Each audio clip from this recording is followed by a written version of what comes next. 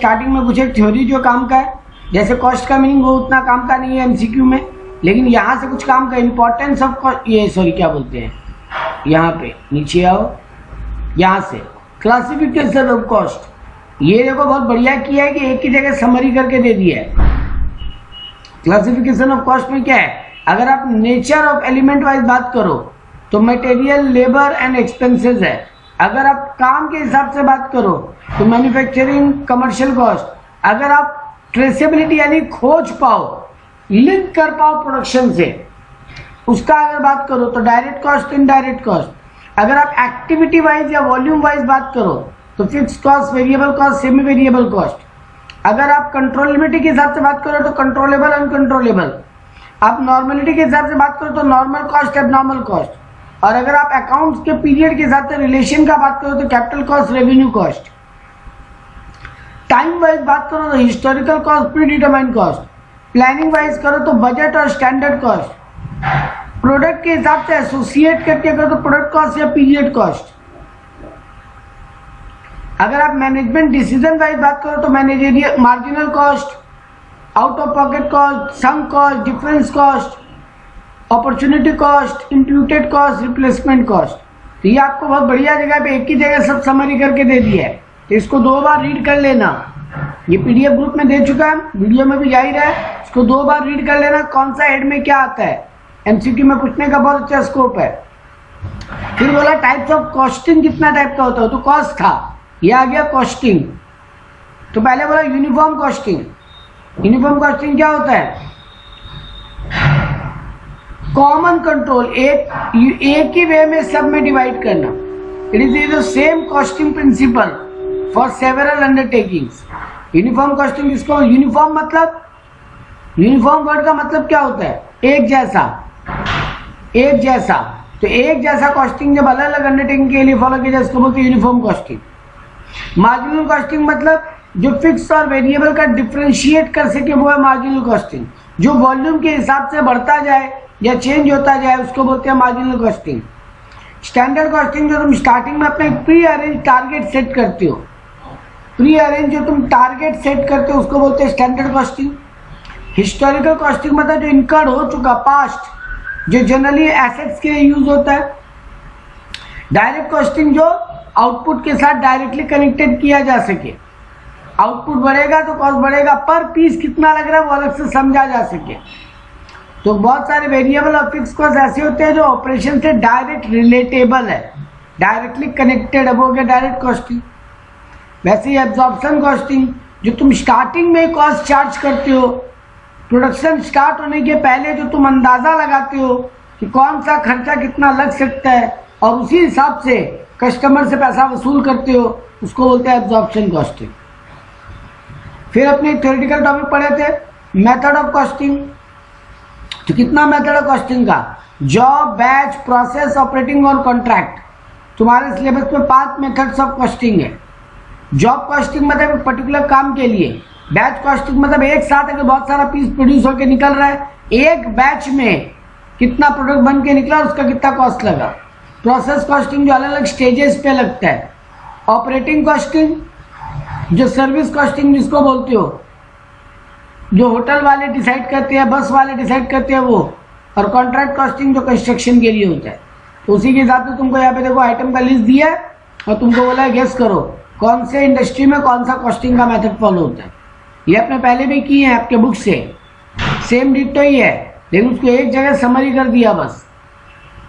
जैसे sugar industry में process costing, toy making में बैच कॉस्टिंग, स्टील या सीमेंट में प्रोसेस होता है, बाईसाइकिल में मल्टीपल कॉस्टिंग। स्टील मतलब बहुत सारा ही लगता है, मल्टीपल का मतलब हो गया सारा ही लगता है, पाँचों का पाँचों। जो तुम 5 कॉस्टिंग का मेथड पढ़ रहे हो वो 5 ही लग जाता है मोटा मोटी, या 5 नहीं तो एटलीस्ट 2-3 लग जाते हैं। स्टील या सीमेंट ऊपर रिपीट किया है दोबारा।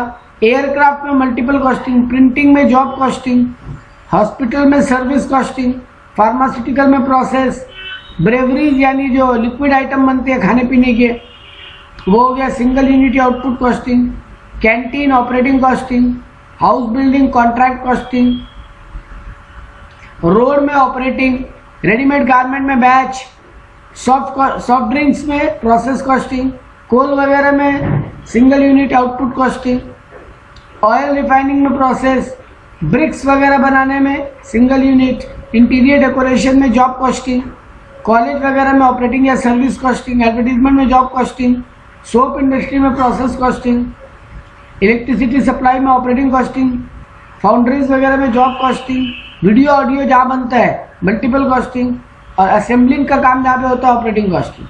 ये 2 बार 3 बार अच्छे से रीड करना, बढ़िया लिस्ट बना के दिया, तुम्हारे बुक में भी डिट्टो ही आई थिंक, कहीं से भी रीड कर सकते। क्या होता है? फाउंड्रीज मतलब हो गया जैसे सीए वगैरह का जो काम होता है, जो तुम हमको दिया कि एक काम पूरा मेरा पूरा ऑडिट करके दो, ठीक है। Yes. Techniques of costing, again 3 technique है, ये याद रखना। मार्जिनल कॉस्टिंग, स्टैंडर्ड कॉस्टिंग और बजट कॉस्टिंग, 3 टेक्निक है कॉस्टिंग करने का, तो ये भी नाम याद रखना, काम आएगा। यहाँ पे और कुछ उतना काम का फिर नहीं है। यहाँ पर देखो बहुत बढ़िया काम किया, इंपॉर्टेंट फॉर्मूलाज को एक जगह लिख दिया। मटेरियल कंज्यूम्ड अगर निकालने कोई बोले तो कैसे निकालोगे? रॉ मटेरियल का ओपनिंग प्लस रॉ मटेरियल का परचेज माइनस रॉ मटेरियल का क्लोजिंग, और उसको लाने का कोई भी खर्चा लगा है तो वो भी ऐड कर लो। रास्ते का इंश्योरेंस, रास्ते का भाड़ा वो भी, और एबनॉर्मल लॉस अगर कुछ हो रहा है तो वो भी माइनस कर दो। ये हो गया मटेरियल कंज्यूम निकालने का मामला। प्राइम कॉस्ट, देखो प्राइम कॉस्ट बोलो, फैक्ट्री कॉस्ट बोलो, कॉस्ट ऑफ प्रोडक्शन बोलो या कॉस्ट ऑफ गुड्स सोल्ड बोलो, इनका या तो तुम फॉर्मूला याद कर सकती हो या फिर तुम्हारे पास सिंपल बुद्धि है, तुमको अगर कॉस्ट शीट बनाना आता है तो तुमको पता है कौन सा आइटम जोड़ने से क्या आ जाता है। अपने डायरेक्ट तीनों आइटम जब जोड़े, डायरेक्ट मटेरियल, डायरेक्ट लेबर और डायरेक्ट ओवरहेड, या जिसको चार्जेबल एक्सपेंस या डायरेक्ट एक्सपेंस बोलते हो, तो क्या आ जाता है? Prime cost. उसी प्राइम कॉस्ट में जब फैक्ट्री का ओवरहेड ऐड कर ले और ओपनिंग डब्ल्यूआईपी ऐड और क्लोजिंग डब्ल्यूआईपी माइनस कर दे तो फैक्ट्री कॉस्ट या वर्क कॉस्ट। उसी फैक्ट्री कॉस्ट में ऑफिस एडमिन का खर्चा जोड़ ले तो कॉस्ट ऑफ प्रोडक्शन, और उसी में add opening finish goods minus closing finish goods कर ले तो कॉस्ट ऑफ गुड्स सोल्ड, और उसी में जब सेलिंग एक्सपेंस ऐड कर ले तो क्या आ जाता है? कॉस्ट ऑफ सेल्स, और उसी में जब प्रॉफिट ऐड कर लें तो सेल्स। यही तो कॉस्ट शीट का फॉर्मेट था। तुमको यहाँ पे लोग फॉर्मेट वाइज नहीं बता के फॉर्मूला वाइज बता दिया हर एक का, ठीक है। हाँ। चलो ठीक है, कुछ एक क्वेश्चन करते हैं फटाफट इसके ऊपर, इसी पे क्वेश्चन आना है। देखो यहाँ प्रैक्टिकली तुमको कॉस्ट शीट आना चाहिए अच्छे से। तुमको एग्जाम में लेकिन कॉस्ट शीट तो सॉल्व करने देगा नहीं। तुमको एग्जाम में क्या बोलेगा? ये आइटम निकालो, वो आइटम निकालो, प्राइम कॉस्ट निकाल के बताओ, रॉ मटेरियल कंज्यूम निकाल के बताओ। देखो यहाँ पे पहला क्वेश्चन क्या बोला? Find the following. तो यहाँ पे हम लोग जो प्रैक्टिस कर रहे हैं वही तुमको एमसीक्यू में दे देगा, और कोई बड़ा बात नहीं है। तो यहाँ आपने सॉल्व करके निकाले और बाद में एमसीक्यू में आंसर देख के टिक कर दें। इसीलिए ये क्वेश्चन प्रैक्टिस करो, मोटा मोटी काम हो जाएगा तुम्हारा। अच्छा क्वेश्चन दिया है यहाँ पे। तो from the following information find out the purchases. देखो यहाँ पे परचेज निकालने बोला है। रॉ मटेरियल कंज्यूम्ड दे दिया है, क्लोजिंग स्टॉक दे दिया है, ओपनिंग स्टॉक दे दिया है। फॉर्मूला क्या हो जाता है? Raw material consumed is equal to opening plus purchase minus closing. खाली इसमें ऐड हो जाता है, और कैरेज इनवर्ड वगैरह वो है नहीं यहाँ पे, तो इग्नोर मारो। मतलब डायरेक्ट एक्सपेंसेस ऐड कर लेते हो और क्या बोलोगे? बस लाने का खर्चा, डायरेक्ट एक्सपेंस, सॉरी गलत बोल गए, सॉरी डायरेक्ट एक्सपेंस नहीं, यहाँ बोलोगे रॉ मटेरियल को लाने का खर्चा, जैसे कैरेज इनवर्ड एग्जाम्पल में। तो वो है नहीं तो वो तो जीरो हो गया। अब आरएमसी का आंसर गिवन है बेटा 26,500, ओपनिंग स्टॉक गिवन है 3,000, परचेज गायब है वही तो निकालना है, और क्लोजिंग स्टॉक गिवन है 4,500। कैरेज इनवर्ड जीरो है तो जीरो रहने दो। अब इनको इधर भेजोगे तो क्या होगा? 26,500 माइनस 3,000 हो जाएगा प्लस 4,500 हो जाएगा इक्वल टू परचेज। बस सॉल्व हो गया। 26,500 में 3,000 गया, 23,500 और फिर 4,500 ऐड करने, 28,000 आंसर आएगा, है ना। हाँ। तो इसका आंसर आ गया 28,000। यह आंसर दिए हुए नहीं है इसलिए हम सॉल्व करवा रहे हैं। क्लियर है मेरा आंसर सबको? हाँ सर। Yes sir. हाँ हाँ सर। चलो ठीक है, नेक्स्ट क्वेश्चन पे आते हैं। इसका सॉल्यूशन दिया है, वेरी गुड। प्राइम कॉस्ट दे दिया है मेरे को, डेप्रिसिएशन दिया है, फैक्ट्री का रेंट दिया है, find out the factory cost. Sir बहुत आसान, प्राइम कॉस्ट दिया है, प्राइम कॉस्ट ले लीजिए, उसमें क्या ऐड होगा, फैक्ट्री का रेंट, फैक्ट्री का डेप्री ऐड होगा ना। हाँ तो कर लो। तो यहाँ पे सर डेप्री के बारे में क्वेश्चन साइलेंट है, कोई बात नहीं, अपने उसको फैक्ट्री के अंदर का डेप्री मानेंगे। तो सर ऐड करेंगे तो क्या होगा, 33,500 में 1500 ऐड, और बोला है 200% ऑफ डेप्री फैक्ट्री रेंट है, तो मतलब 3,000 रुपये फैक्ट्री रेंट है, तो ऐड करेंगे तो क्या आएगा, फैक्ट्री कॉस्ट आ जाएगा 38,000। ठीक है। नेक्स्ट बोला कॉस्ट ऑफ सेल्स दिया है मेरे को, एडवर्टीजमेंट एक्सपेंस दिया है, डिस्काउंट ऑन सेल्स दिया है 50% of the advertisement, find out the cost of goods sold. उल्टा चलने बोला है, उल्टा चलने बोला है, कॉस्ट ऑफ सेल्स दे दिया है मेरे को 37,416 है ना। अब इसमें मेरे को क्या क्या ऐड बैक करना है, माइनस करना सॉरी माइनस करना है, क्योंकि ऊपर से सीधा आते हैं जब कॉस्ट ऑफ गुड्स सोल्ड से, तो ऐड करते हुए आते हैं यहाँ तक, यहाँ माइनस करते हुए जाएंगे। तो देखो तुमको यहाँ पे क्या क्या बताया है, तुमको बताया 50% ऑफ एडवर्टीजमेंट बताया 600, और डिस्काउंट ऑन सेल बताया 50% ऑफ एडवर्टीजमेंट एक्सपेंस, तो यानी 300, और तो 600 और 300 900, 900 क्या करेंगे लेस, माइनस, तो माइनस करेंगे तो मेरा आंसर आ जाएगा 36,516। ठीक है। हाँ सर। बाकी लोग हाँ सर। हाँ सर।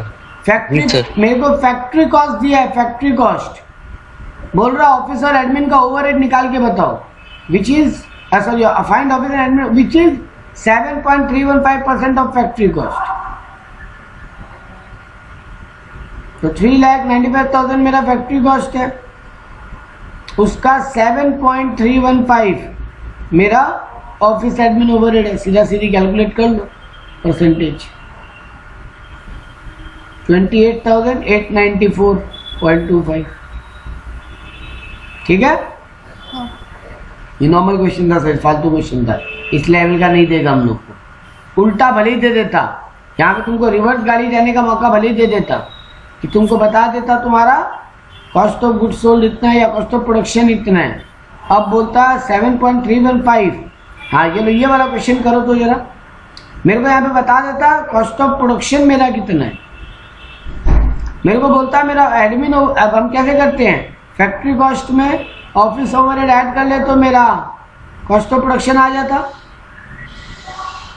मेरे को कॉस्ट ऑफ प्रोडक्शन का आंसर दे देता, मेरे को कॉस्ट ऑफ प्रोडक्शन का आंसर दे देता, कितना देता एक बार जरा ये 3,95,000 में 28,894.25 ऐड करो,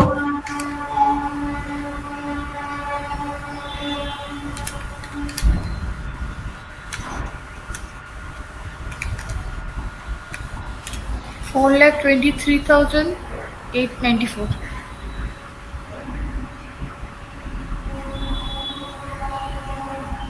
ठीक है, ये दे देता मेरे को, और मेरे को कॉस्ट ऑफ फैक्ट्री कॉस्ट गायब कर देता।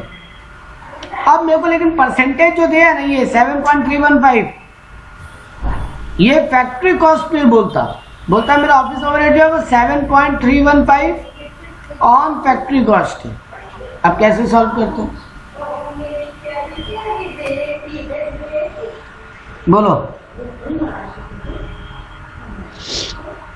आंसर तुमको पता है 395 आएगा, कैसे निकालते हो वो बताओ, क्योंकि यहाँ का आंसर पता है, इसलिए मेन सम में तो ये फिगर नहीं देता। हाँ बोलो, रिपीट मेरे को बता रखा है मेरा कॉस्ट ऑफ प्रोडक्शन 4,23,894 है, मेरे को बता रहा है मेरा जो ऑफिस एंड एडमिन ओवरहेड है ना वो 7.315% ऑन फैक्ट्री कॉस्ट है, और मेरे को बोला है फैक्ट्री कॉस्ट ही निकालो। मान लो ये 395 गायब रहता क्वेश्चन में, जो तुम्हारा अल्टीमेट आंसर होने वाला, निकालते कैसे, कमॉन कमॉन, गौरव, आनंद, चंद्रलेखा, ये तीनों पहले आप लोग को डिसाइड करना है, आप लोग को एग्जाम देना है, तो ऐसा क्वेश्चन फंसेगा। Sir, into 7 divide by 107. Very good, sir ये ऑब्वियस बात है, ये 100% रहा होगा और हम ऑफिस ऐड करते हुए नीचे तक पहुंचते हैं, तो मतलब इसमें 7%, 100% अगर ये रहता तो इसमें ये 7.315 ऐड करते तो ये आता फिगर, यानी मेरा ये जो फिगर है ये 107.315% है। तो सर अगर 4,23,894.25 जो है वो 107.315% है, इंटू 100 करने पे आ जाएगा मेरा ये फिगर। ठीक है, हाँ सर। हाँ तो ये वाला क्वेश्चन ऐसे दे सकता था, इतना सीधा नहीं देता जैसे भी प्रैक्टिस की। नेक्स्ट रिवीजन क्वेश्चन नंबर 30 देख लो। ग्रॉस फैक्ट्री कॉस्ट दिया, ग्रॉस फैक्ट्री कॉस्ट और नेट फैक्ट्री कॉस्ट भी दिया। ये ग्रॉस और नेट का मतलब क्या है बता सकता है कोई? ये ग्रॉस और नेट का मतलब क्या है? ग्रॉस का क्या WIP इंक्लूडेड है? ग्रॉस मतलब आ गया तुम्हारा प्राइम कॉस्ट, सीधा बात समझो। प्राइम कॉस्ट में तुम, प्राइम कॉस्ट में जब तुम इनडायरेक्ट फैक्ट्री ओवरहेड ऐड करते हो ना, हाँ उसी को बोलते हैं ग्रॉस। अब उसमें तुम ऐड करते हो ओपनिंग WIP और माइनस करते हो क्लोजिंग WIP, उसी को बोलते हैं नेट। ठीक है ना? तो ग्रॉस हो गया इन दोनों का बिना इफेक्ट के, मतलब सिर्फ हम प्राइम कॉस्ट में वो फैक्ट्री का रेंट, सुपरवाइजर का सैलरी, इनडायरेक्ट फैक्ट्री ओवरहेड को ऐड किए, उसी को बोलते हैं ग्रॉस। अभी तक हम ओपनिंग WIP और क्लोजिंग WIP का इम्पैक्ट नहीं डाले, उनका इम्पैक्ट डालेंगे तो आएगा नेट फैक्ट्री कॉस्ट। तुम्हें को ग्रॉस का आंसर दिया हुआ है 58,000, मेरे को नेट का इम्पैक्ट दिया हुआ है 54,000। नेट इम्पैक्ट के बाद मतलब मेरे को ओपनिंग WIP दिया है, बोला क्लोजिंग निकालो, निकल जाएगा ना। ओपनिंग WIP आ रही है, क्लोजिंग WIP माइनस करते हैं तो 58 में 8,000 ऐड किए, कितना होगा 66। अब 66 में कितना माइनस करोगे कि 54 आ जाए? 12,000। तो बस तुम्हारा 12,000 क्लोजिंग WIP है। ठीक है ना? हाँ सर। तो इस क्वेश्चन में सर बाकी बात हमको पता था, बस वो ग्रॉस और नेट वाला बात थोड़ा सा दिमाग में रखने लायक। ठीक है गौरव, आनंद? हाँ सर। नेक्स्ट हाँ बोला सर। है prime Yes, cost. Prime cost मेरे को दिया 41,000। डायरेक्ट लेबर कॉस्ट बोला है स्किल्ड लेबर का 6,000, अनस्किल्ड लेबर का 2,000। सब मेरे को नहीं फर्क पड़ता, मेरा टोटल 8,000 है। वेरिएबल वर्क ओवरहेड बोला 100% ऑफ डायरेक्ट वेजेस, मतलब ये भी 8,000 है। ठीक है ना? हाँ। एंड फिक्स वर्क ओवरहेड बोला है 60% ऑफ डायरेक्ट वेजेस, यानी 8,000 का 60% 4,800 ही है। स्क्रैप बोला 1,800 रुपया में बेचिए, बोल रहा वर्क कॉस्ट निकाल के बताओ। सीधा सीधी चलना है। प्राइम कॉस्ट गिवन है 41,000 लिख लिए, उसमें सर क्या करते हैं, सब वेरिएबल हो या फिक्स, जो भी मेरा इनडायरेक्ट फैक्ट्री ओवरहेड है वो सब कुछ ऐड कर लेते हैं। हाँ। तो आ जाता है ग्रॉस, है ना? हाँ। तो देख लो ये तो किया 8,000 और 4,800 ऐड किया, स्क्रैप माइनस कर दिए, WIP है नहीं यहाँ पे ओपनिंग क्लोजिंग, तो सीधा सीधी मेरा वर्क कॉस्ट आ गया 52,000। ठीक है? हाँ sir. From the following information prepare statement showing expenses which would discard in estimating cost. इनमें से कौन कौन सा एक्सपेंस नहीं लोगे?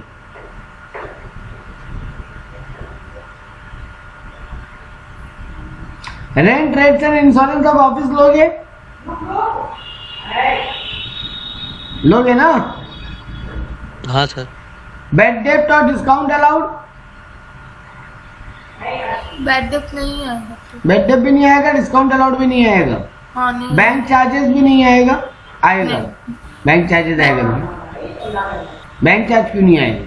बैंक चार्ज तो ऑफिस का, ऑफिस एक्सपेंसेस है। हाँ। बैंक चार्ज तो ऑफिस एक्सपेंसेस है बेटा, हाँ। डोनेशन नहीं आएगा। नहीं, डोनेशन नहीं। तो डोनेशन नहीं आया, बैड डेप्ट नहीं आया, डिस्काउंट अलाउड नहीं आया। ठीक है? हाँ। चलो नेक्स्ट क्वेश्चन। प्राइम कॉस्ट हमको दिया है 50,000, नहीं सॉरी, प्राइम कॉस्ट दिया है 50,000, डायरेक्ट लेबर बोला है 70% of the prime cost, direct material निकालने बोला। नहीं नहीं नहीं, अच्छा क्वेश्चन है। प्राइम कॉस्ट दे दिया है 50,000। प्राइम कॉस्ट तक कैसे पहुंचते हो? डायरेक्ट मटेरियल और डायरेक्ट लेबर को ऐड करके ना, हाँ सर। और उसमें डायरेक्ट चार्जेस भी ऐड करते हो, जो कि है नहीं इस क्वेश्चन में, तो जीरो मान लेंगे। तो डायरेक्ट लेबर बोला है 70% ऑफ द प्राइम कॉस्ट। 50,000 का 70% 35,000। तो बाकी 30% क्या बच गया? 15,000 डायरेक्ट मटेरियल। ठीक है, हाँ sir. Next question. Direct material का कॉस्ट बताया 80,000, डायरेक्ट लेबर का कॉस्ट बताया 60,000, फैक्ट्री ओवरहेड बताया 90,000। तुमको बोला beginning of the goods in process यानी ओपनिंग WIP 15,000। इस साल का कॉस्ट ऑफ गुड्स मैन्युफैक्चर यानी कॉस्ट ऑफ प्रोडक्शन 2,45,000। बोला what is the cost assigned to the ending goods in process, closing WIP कितने? कॉस्ट ऑफ गुड मैन्युफैक्चर मतलब factory cost, sorry.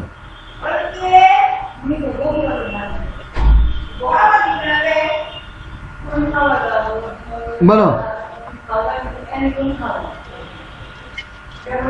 Direct material opening दिया हुआ है मेरे को 80,000, मेरे को डायरेक्ट लेबर दिया है 60,000, दोनों का एक्चुअली क्या आ जाएगा? प्राइम कॉस्ट आ जाएगा 140। 1,40,000। Very good. अब उसमें सर फैक्ट्री ओवरहेड हमको बता दिया 90,000 है, तो वो भी ऐड करेंगे, है ना? फैक्ट्री का जो इनडायरेक्ट, हाँ, तो 90,000 ऐड करेंगे तो क्या आएगा? जो आता है उसको क्या बोलते हैं? ग्रॉस फैक्ट्री कॉस्ट, है ना? हाँ, अभी नया बात सीखे सर, थोड़ा देर पहले हम लोग ग्रॉस बोल के भी कुछ कहानी बन गए। ये हम लोग जनरली जब क्वेश्चन डिस्कस करते हैं, कभी ग्रॉस बोल के वो डिस्कस नहीं करते। हाँ, सीधा फैक्ट्री कॉस्ट ही लिख देते हैं एक ही बार में ऐड करके।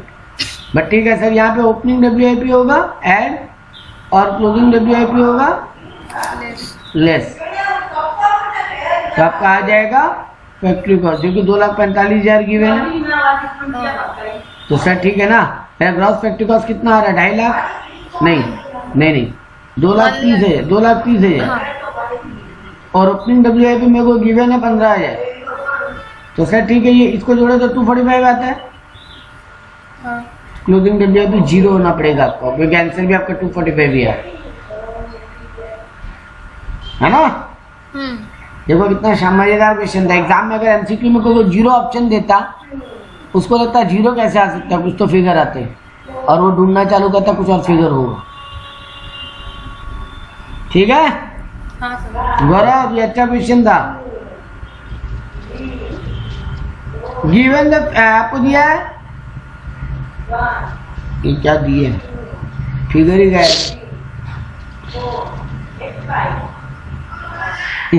क्वेश्चन नंबर 35 मस्त है, फिगर ही नहीं है। नहीं है, फिगर है। अच्छा, इधर सरक गया नीचे। फिनिश गुड्स का ओपनिंग इन्वेंटरी दिया है 30,000, फिनिश गुड्स का क्लोजिंग स्टॉक दिया 50,000, कॉस्ट ऑफ गुड्स सोल्ड दिया 1,90,000। तुमको कॉस्ट ऑफ प्रोडक्शन निकालने बोला। तुम्हारा COP दिया हुआ रहता है, उसमें तुम ऐड ओपनिंग फिनिश गुड्स करते हो minus closing stock of finish goods करते हो, तब तुम्हारा क्या आता है? कॉस्ट ऑफ गुड्स सोल्ड ना। तो वही सब 1,90,000 दे दिया है मेरे को। ओपनिंग फिनिश गुड्स मेरे को दे दिया है 30,000, क्लोजिंग फिनिश गुड्स दे दिया है मेरे को 50,000। तो सर सीधा आते हैं तो ऐड ओपनिंग करते हैं माइनस क्लोजिंग करते हैं, उल्टा जाएंगे तो क्या करेंगे? Add closing minus opening. 190 में 50,000 ऐड करो 240, और 30 माइनस करो 210, तो तुम्हारा कॉस्ट ऑफ प्रोडक्शन 210 आ रहा है। ठीक है, ये देखो उल्टा चलना।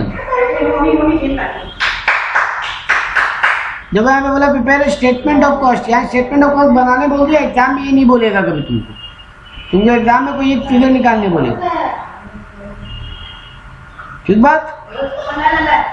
जैसे तुमको ऐसे को बोला है, जैसे इसी में तुमको बोला मटेरियल कंज्यूम भी निकाल के बताओ, प्राइम कॉस्ट भी निकाल के बताओ, फैक्ट्री कॉस्ट भी निकाल के बताओ, कॉस्ट ऑफ गुड्स सोल्ड भी निकाल के बताओ, प्रॉफिट निकाल के बताओ। मतलब एक तरीके से पूरा कॉस्ट शीट बनाने बोल दिया और ये फिगर निकालने बोल दिया।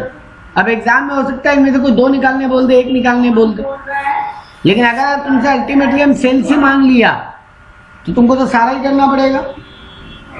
तो ये रफली फटाफट बनाना आना चाहिए।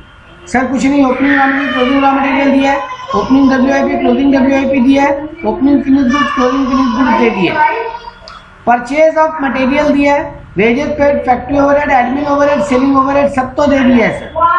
लेकिन मेरे को पहला क्या चाहिए, रॉ मटेरियल कंज्यूम्ड कैसे निकलता है, opening plus purchase minus closing. तो मेरा ओपनिंग रॉ मटेरियल कितना है 60,000, मेरा इस बार का परचेज ऑफ रॉ मटेरियल कितना है 9 लाख, और मेरा क्लोजिंग रॉ मटेरियल कितना है 50,000। तो 9 लाख 60,000 माइनस 50,000, 9 लाख 10,000 मेरा मटेरियल कंज्यूम्ड आ गया पहला आइटम। ये देख लो मटेरियल कंज्यूम निकाल दिया पहला आइटम फॉर्मेट में। तुमको फॉर्मेट नहीं बनाने एग्जाम में बस। अब उसमें क्या ऐड करते हो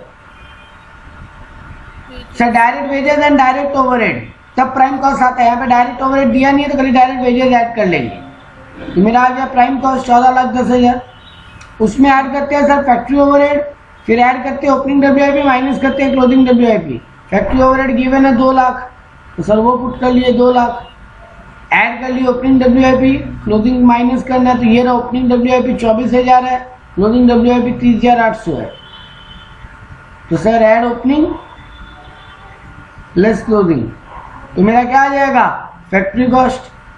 अब उसमें सर एडमिन ओवरहेड ऐड कीजिए, एडमिन ओवरहेड कितना दिया हुआ है ये 50,000, तो सर ये ऐड कर लीजिए। और sir opening finish goods 1,20 add कीजिए, क्लोजिंग फिनिश गुड्स 1,10 माइनस कीजिए। तो ये देख लो हम पहले 50,000 ऐड किया, ओपनिंग फिनिश गुड्स ऐड किया, क्लोजिंग फिनिश गुड्स माइनस किया, तो मेरा कॉस्ट ऑफ गुड्स सोल्ड आ गया। सर उसमें सेलिंग ओवरहेड ऐड कर लीजिए, सेलिंग ओवरहेड मेरे को 30,000 दिए ऐड कर लीजिए, तो आपका कॉस्ट ऑफ सेल्स आ गया।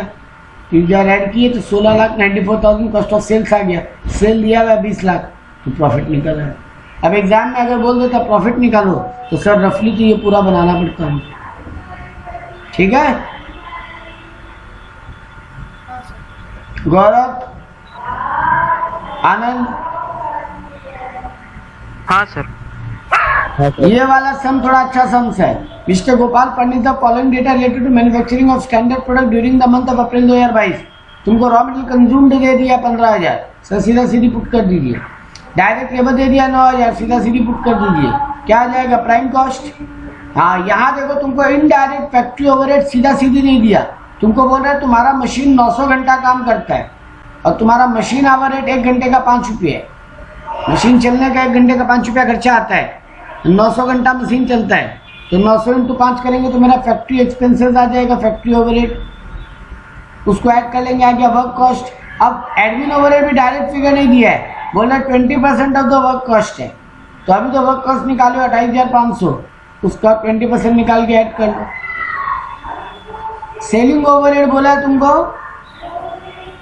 ये मेरा यहाँ से क्या आ जाएगा, एडमिन ओवरहेड ऐड करने से फैक्ट्री कॉस्ट आ गया मेरा, नहीं कॉस्ट ऑफ प्रोडक्शन आ गया मेरा इतना 5,700 ऐड करेंगे तो आएगा 34,200, 34,200 मेरा कॉस्ट ऑफ प्रोडक्शन आ गया। अब मेरे को क्वेश्चन में मांगा क्या है वो जरा गौर करना। मेरे को बोल रहा है कॉस्ट पर यूनिट निकाल के बताओ। क्वेश्चन में जरा गौर करना, आपको क्वेश्चन बनाना नहीं बोल रहे हैं यहाँ पे, पूरा बोला है प्रिपेयर क्वेश्चन, बट आपको तो एग्जाम में नहीं बोल सकता। आपको तो एग्जाम में बोल सकता है इस तरीके से कॉस्ट पर यूनिट निकालो। तो सर आपका कॉस्ट ऑफ प्रोडक्शन 34,200 हो रहा है, आप कितना यूनिट प्रोड्यूस किए इस बार 17,100, तो उससे डिवाइड कर लो, आपका कॉस्ट ऑफ प्रोडक्शन आ जाए, ठीक है। इसके बाद आपको बोला प्रॉफिट पर यूनिट भी निकाल के बताना एंड टोटल प्रॉफिट भी निकाल के बताना। अब देखते हैं, आगे बढ़ते हैं। सर मेरा कॉस्ट ऑफ प्रोडक्शन आ गया 34,200, अब हम इसमें क्या ऐड करेंगे, opening finish good, closing finish good दिया नहीं है, वही मेरा कॉस्ट नहीं दिया है, वही निकालना पड़ेगा इस क्वेश्चन में। दिया है ओपनिंग फिनिश गुड नहीं है बट क्लोजिंग निकलेगा। बेटा तुम 17,100 यूनिट प्रोड्यूस किए हो, बेचे खाली 16,000। देखो ये हिडन था, closing stock of finish goods बोला नहीं है बट निकलेगा। कितना यूनिट अभी भी गोडाउन में पड़ा रह जाएगा? 1100। 1100। हाँ, तो उसका एक पीस का 2 रुपया का तुम रेट निकाले हो, हाँ 1100 का 2200 रुपया। हाँ तो देखो 2200 माइनस करेंगे, ये माइनस नहीं किया।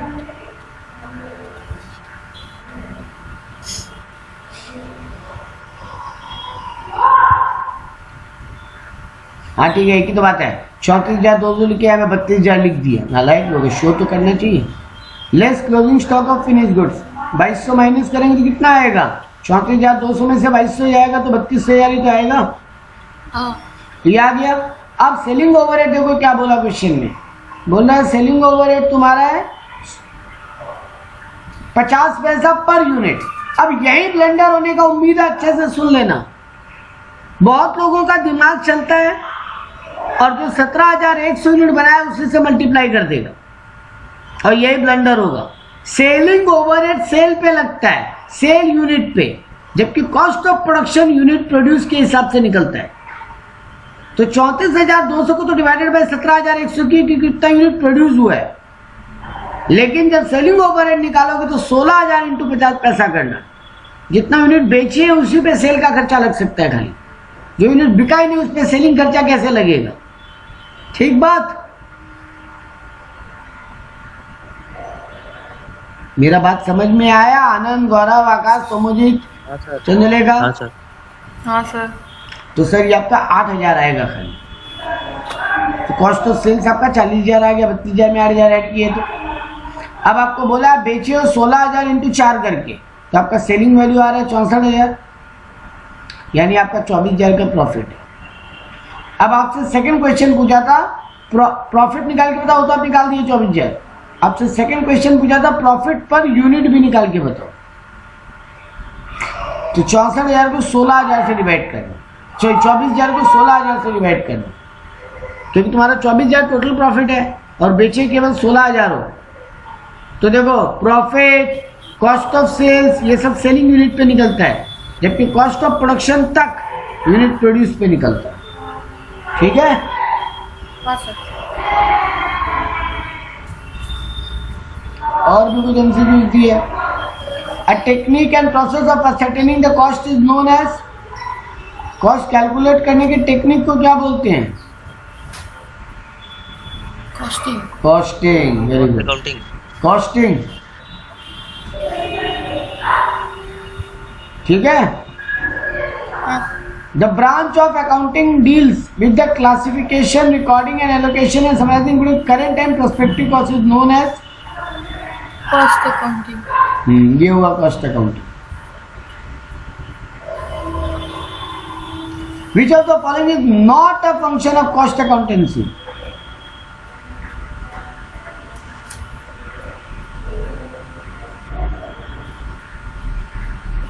बोलो।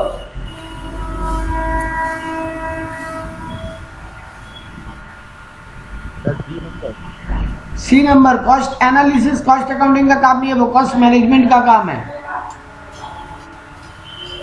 4 इंपॉर्टेंट वर्ड पढ़ते हो, cost, costing, cost accountancy and cost management. ठीक है?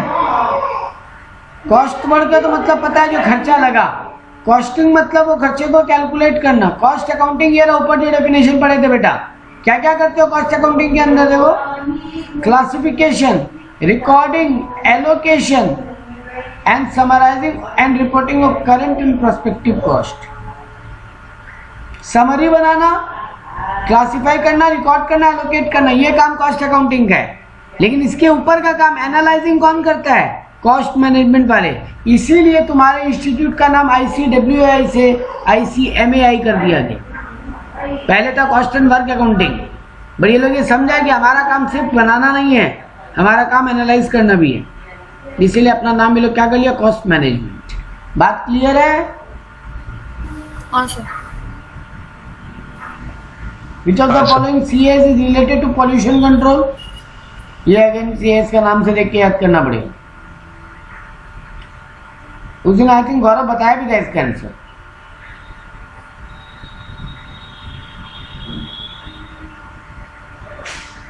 आई थिंक CS 11 है, एक बार रुको चेक कर लेते हैं। लेके आओ उसको। लेके आओ।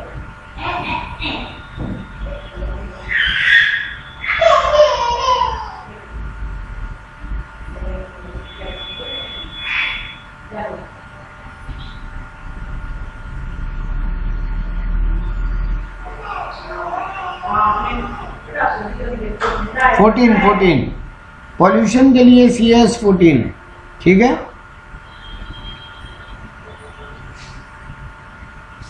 ये MCQs अपने किए आई थिंक ना। चलो ठीक है, फटाफट निपटाते हैं। Cost are classified between direct and indirect cost according to the method classified by traceability, हाँ, degree of traceability of traceability. Depreciation on building is an example of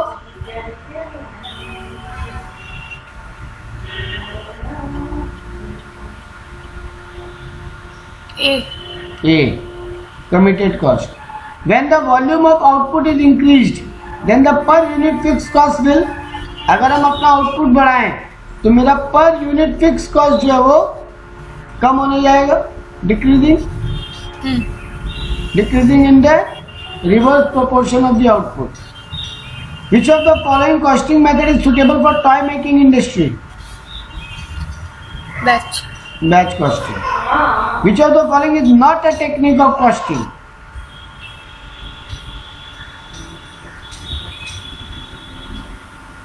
process, वो टेक्निक नहीं मेथड है। प्रोसेस टेक्निक नहीं, method है, method. Excise duty is an example of Chargeable expense. Chargeable expense, very good. Interest on own capital is notional cost. खुद का capital पे खुद को ब्याज देना एक्चुअली में कोई खर्चा नहीं है, बट उसको रिकॉर्ड करते हैं इम्प्यूटेड या नॉशनल या एज्यूम्ड कॉस्ट, ठीक है। Over which of the following cost management is likely to have least control? इनमें से कौन सा बात के ऊपर कॉस्ट मैनेजमेंट का सबसे कम कंट्रोल रहता है? Machinery breakdown. एडवर्टीजमेंट बेटा, ये सब चीज तो फैक्ट्री के अंदर का है ना, ये तीनों चीज तो फैक्ट्री के अंदर का है ना। हाँ, एडवर्टीजमेंट फैक्ट्री के बाहर का है, अच्छा, ठीक है। हाँ, ये सब आर्ग्यूमेंट किए। चलो जो MCQ दिया खाली को निपटा देते हैं 2 minute. The work cost plus admin expenses represent, work cost में एडमिन खर्चा ऐड करो तो क्या बन जाता है? COP. Very good, COP। Prime cost में भी correctly termed as, prime cost इनमें से कौन सा सही है डेफिनेशन होगा उसका? Sum of direct material and labour cost which are other cost exclude the total of cost items which can be directly charged to production unit, total cost incurred in producing finished unit, sum of large cost there in production cost. option B. Option B, all cost items which can be directly charged to production हो गया, इसीलिए तीनों आता है। खाली ऊपर वाला में खाली मटेरियल और लेबर बोला, इसीलिए वो डेफिनेशन करेक्ट नहीं था, लेकिन यहाँ ऑल बोला है जो डायरेक्ट है। The main purpose of cost accounting is to, Option C. हाँ, मैनेजमेंट को डिसीजन मेकिंग का डेटा देना, डिसीजन लेने का काम कॉस्ट मैनेजमेंट वालों का है। Opportunity cost is the best example of relevant cost. Which method of costing use for determining the cost for hotel construction? Contract. हाँ, कंस्ट्रक्शन बोला है, और होटल का चलाने का खर्चा को क्या बोलते हैं? Operating cost. Operating. हाँ, यहाँ कंस्ट्रक्शन बोला है इसलिए contract. Variable cost are fixed for a period for per unit, depend upon the entity for a particular process of production. Per unit. हाँ, per unit. Variable cost per unit fix रहता है, total में change होता है, जबकि हाँ। Fix cost उल्टा है, टोटल में फिक्स रहता है, पर यूनिट चेंज होता है। Prime cost plus factory overhead is known as factory cost. Factory cost. Which of the following item excluded from cost accounting? Income tax. All of the above बेटा. All of the interest on debenture भी नहीं लेते, income tax भी नहीं लेते, cash discount भी नहीं लेते, सब सेल के बाद होता है ना. हाँ sir. Advertisement expenses are treated as selling overhead. हाँ selling overhead. Interest on own capital is वापस रिपीट आ गया notional cost. From the following information find out the purchases when raw material consume इतना, क्लोजिंग स्टॉक इतना, opening stock इतना. पहले कर चुके हैं ये क्वेश्चन. 28,000 आंसर आया था याद तो. हाँ sir. Bad debt are included as Bad debt तो सर आता ही नहीं. बैड डेट तो आता ही नहीं मत पूछिए. तो यहाँ पे ऑप्शन क्यों दिए है? तो होगा भी तो सेल के बाद होगा ना सर. हाँ होगा भी तो सेल के बाद होगा, तो उसको सेलिंग ओवरहेड तो नहीं मानते. ये रॉन्ग ऑप्शन है. ठीक है. हाँ. हाँ सर. बाकी का आप लोग करो एक बार. अगर इस पीडीएफ में और भी एमसीक्यू जो देखो नीचे में. ठीक है. Okay sir. बहुत है, देखो बहुत है. कॉस्टिंग के ऊपर बहुत एमसीक्यू है. करो, नहीं होगा तो अपने नेक्स्ट क्लास में अपने भी खत्म करेंगे. ठीक है सर. बहुत है, बहुत है.